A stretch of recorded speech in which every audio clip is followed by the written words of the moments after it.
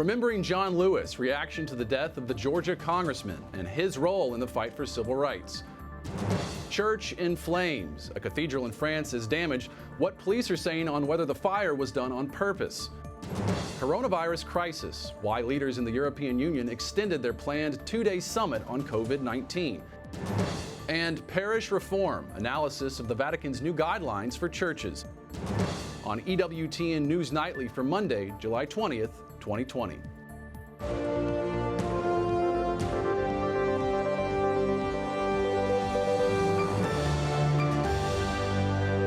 Good evening and thank you for joining us tonight. I'm Mark Irons. Tracy is off tonight. President Donald Trump speaks to reporters in the Oval Office on getting the country back to work and school while protecting Americans from the pandemic.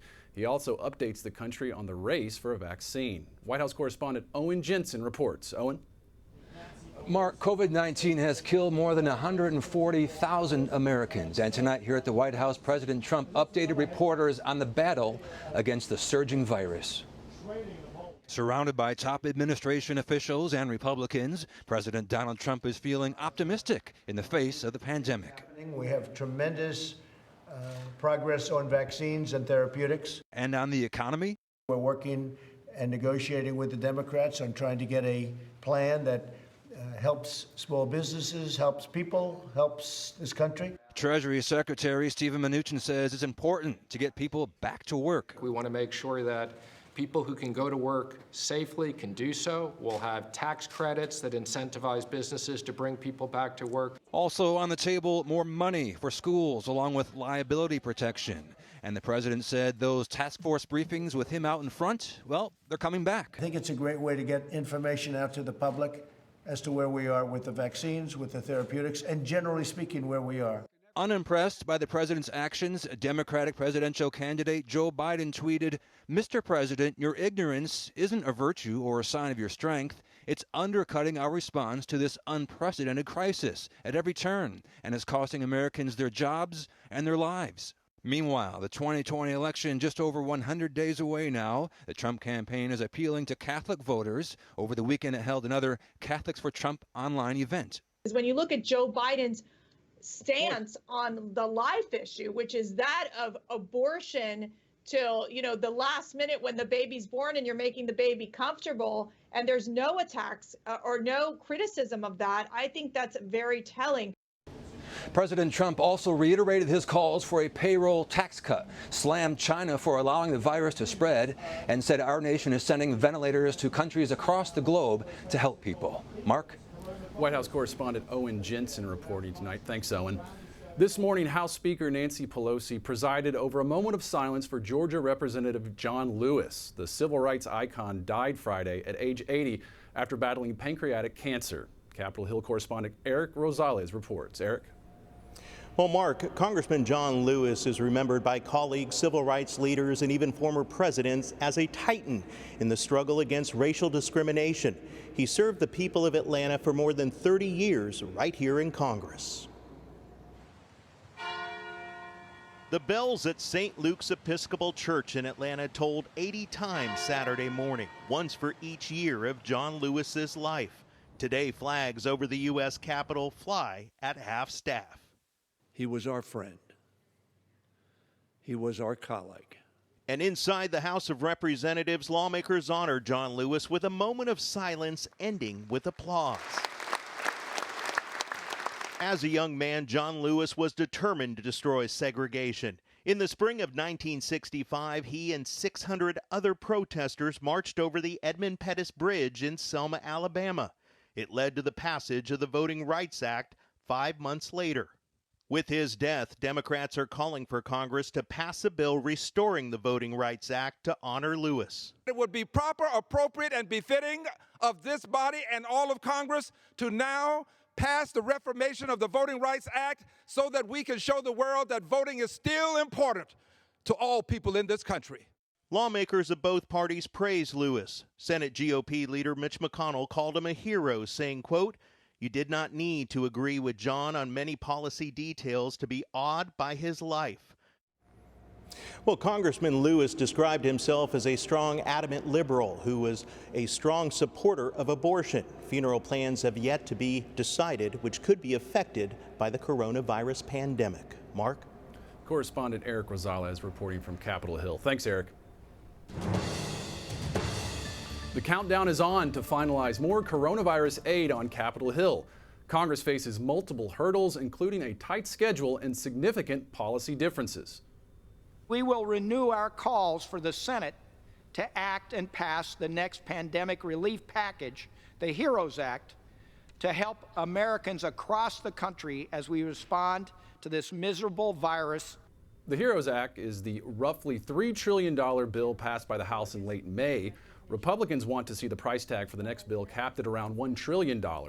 Congressional leaders predict they'll be able to reach a deal, but negotiations are slow. European Union leaders began meeting on Friday for 2 days to hammer out a COVID-19 recovery package, but after 4 days, they're still holding negotiations. After 3 days and 3 nights of a negotiation marathon, we're entering now in a crucial phase. But I have the impression that European leaders really want an agreement. Commission President von der Leyen also says the EU needs an agreement to overcome the coronavirus pandemic.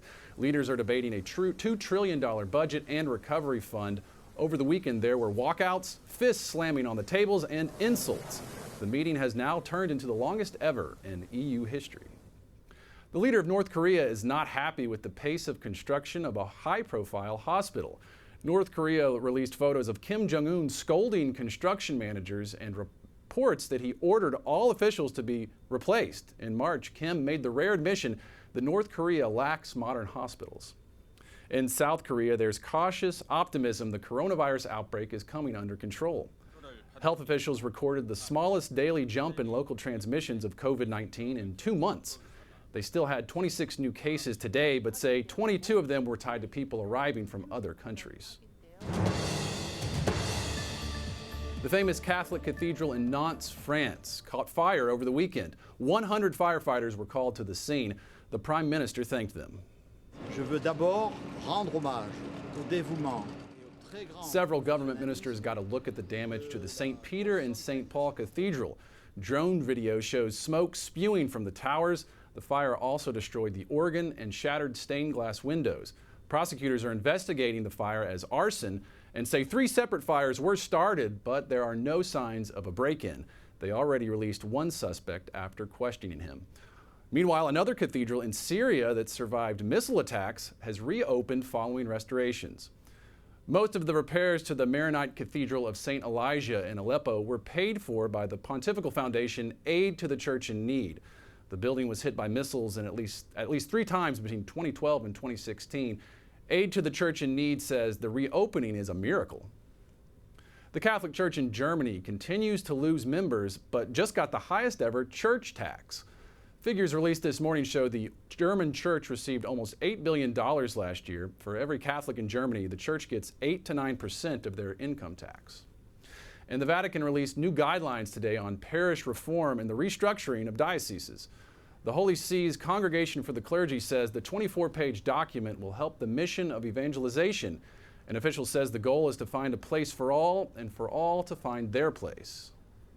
Joining us now from Rome is Andrea Gagliarducci, Vatican analyst for EWTN News. Andrea, welcome back. Thank you. Nice to be here. Andrea, what is the purpose of these new guidelines? Well, the guidelines provide a sort of view of the parish life in the new world, in a world that has changed. You know, there are guidelines for parishes any space of time. Last time it was in 1997 that the Congregation for the Clergy issued guidelines like these ones. In 2002 there were other guidelines for parish priests, and now there are guidelines for the parishes all over the world. They are intended to push for a sort of pastoral conversion and a new way to leave the world, to habitate their environment. It's a new environment for them, and the purpose is to be more matching Pope Francis' wish for a pastoral conversion. And I'm curious, will this change parish life for both the clergy and lay people? Well, it should not really change. Actually, even the Congregation for the Clergy made clear that these instructions are not going to change or renovate because it's not the purpose of the instructions. The instructions are providing guidelines. They're pushing for more collaboration between lay people and priests. But, there are parishes where this collaboration is already ongoing. And actually, they want major involvement of the lay people into the parish life. But this does not mean that the roles will change. In fact, the instruction is very clear. The priest will be the priest, and it will always have the prerogatives of the priest. And the layperson will be the layperson, and it will always have the prerogatives of the layperson. And I know the document mentions the parish is not just a geographical space, but an existential space. Can you break that down? What does that mean? Well, we're used, especially in the European countries where the parish life has been mostly linked to the towns, to the cities, we are used to think to parishes as geographical places. I mean, if you go to a parish, you generally don't go to another parish, you just go to that area, you meet those people over there. What this document is saying is that now parishes cannot have boundaries or borders anymore. It's mostly intercombined, even because with internet, with a streamlined mass and so on and on, well, people don't go just to one parish, people move, people interact very much more. So that's the reason why there is a need for more interconnection between parishes as well, and that's why the document pushes for also a sort of pastoral gathering of more parishes combined together. Andrea Gagliarducci, Vatican analyst for EWTN News. Thank you for being here with us. Thank you. Coming up, analysis of a draft report on human rights.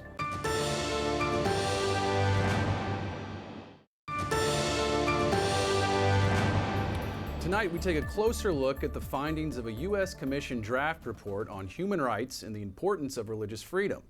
The report by the Commission on Unalienable Rights, established by Secretary of State Mike Pompeo, listed religious freedom as, quote, foremost among human rights. Secretary Pompeo said defending unalienable rights forms the bedrock of U.S. diplomatic policy. Joining me now on Skype to talk more about this report is Dr. Thomas Farr, president of the Religious Freedom Institute. Dr. Farr, welcome back.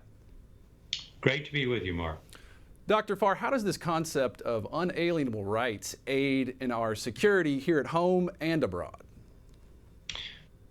Well, there are lots of rights. There are lots of rights claims. There are a few rights that historically the church has said and natural law philosophers have said come by virtue of your existence as a human being. They're not granted by governments or anybody else. They're everybody's. It doesn't matter who you are, where you are, or any other characteristic you have these unalienable rights. And as you said, and as Secretary Pompeo said, religious freedom is not the only one, but it's certainly, according to our founders, the foremost among them. It creates security because of that. We're talking about things like freedom from torture and persecution, the freedom of the press, the freedom to speak out, and most of all, the freedom to discover whether there is a greater than human source of being and ultimate meaning. And when you oppress these, when a government or a private group oppresses these, bad things happen, economies go bad, and violence occurs. So to protect these is important for the security of the people that we're talking about in a given country, but also for our security. So that's why this is so important. It's beyond philosophy and theology. It's about national security. And Dr. Farr, this report has received some criticism. One critic, Democratic Senator Bob Menendez, says the report narrows the scope of protection for all people. The senator is concerned the rights of women in vulnerable communities around the world are ignored in the report. What's your response to that? Oh, I think that's just nonsense. That's politics as usual. This is about everybody, as I just said. It's about every human being, and certainly females are incorporated into that. I mean, this is about the rights of women, of men, of every human being, but not on the basis of their gender, on the basis of their humanity and their human dignity. So done properly, this is very, very important. It's important for everybody around the world. I'm very, very sorry to see this become partisan.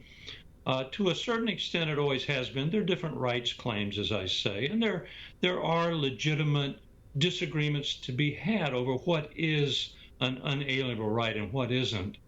Dr. But Farr, to reject it on that basis is not a good idea. we have time for one more. Just for some context, this draft is a draft report, and the commission isn't designed to make U.S. policy. But that said, what influence, if any, do you think this will have on global human rights policy? Well, I think it'll have a dramatic influence on the current Ambassador at Large for Religious Freedom, on the current Assistant Secretary of State, Bob Destro, for Human Rights in the State Department. These are people who are wired to believe this report. So I think it's very important. It's also important, though, that if the administration changes, which will happen eventually, that this be absorbed into all of our foreign policy entities. This is very important for our country and for the security of our nation. Okay, Dr. Thomas Farr, president of the Religious Freedom Institute, thank you for your time. Thanks, Mark. Great to be with you. Up next, Pope Francis tells Catholics in St. Peter's Square about the dangers of gossip.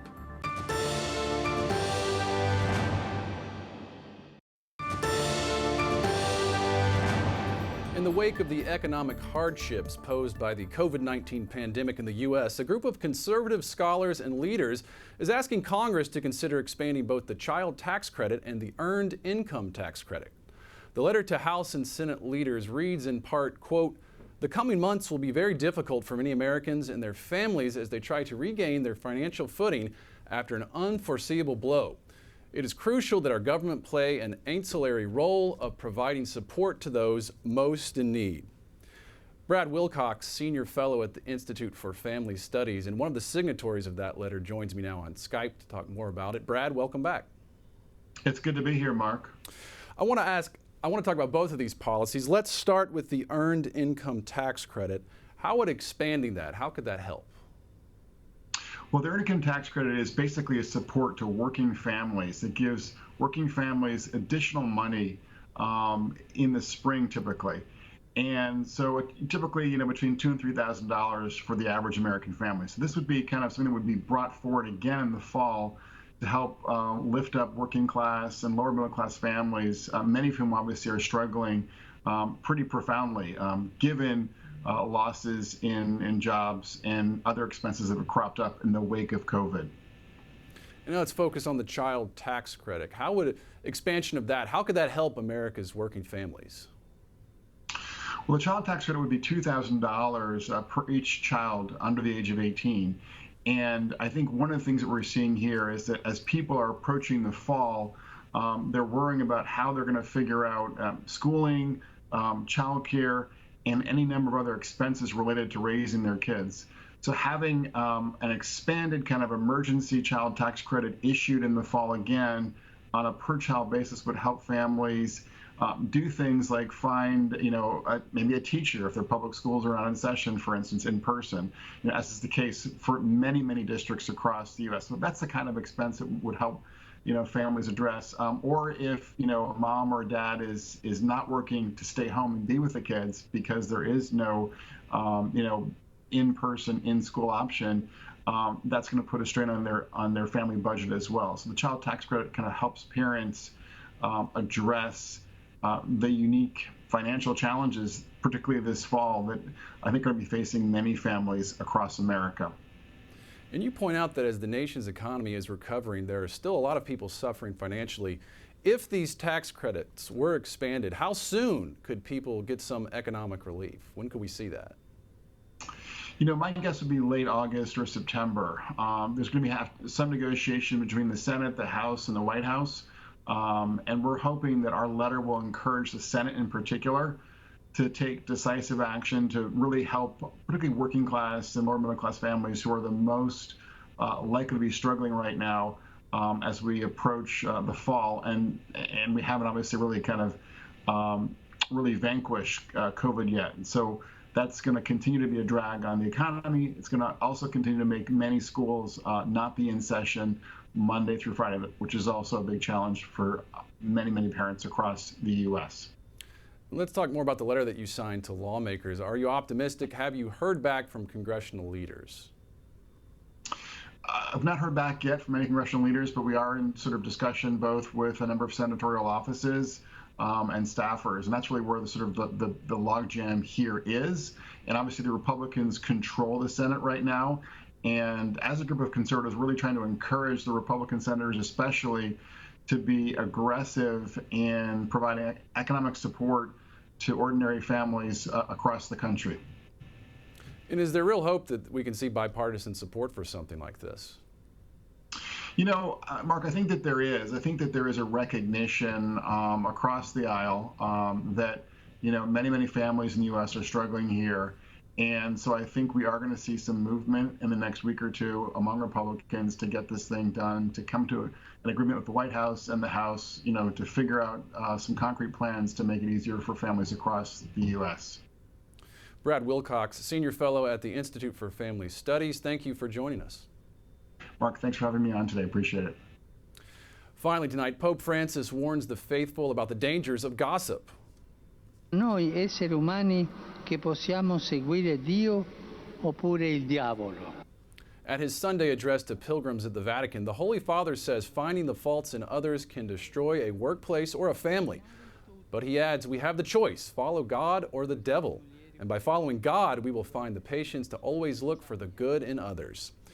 We thank you for watching tonight. For the entire EWTN News Nightly team, I'm Mark Irons. Good night and God bless.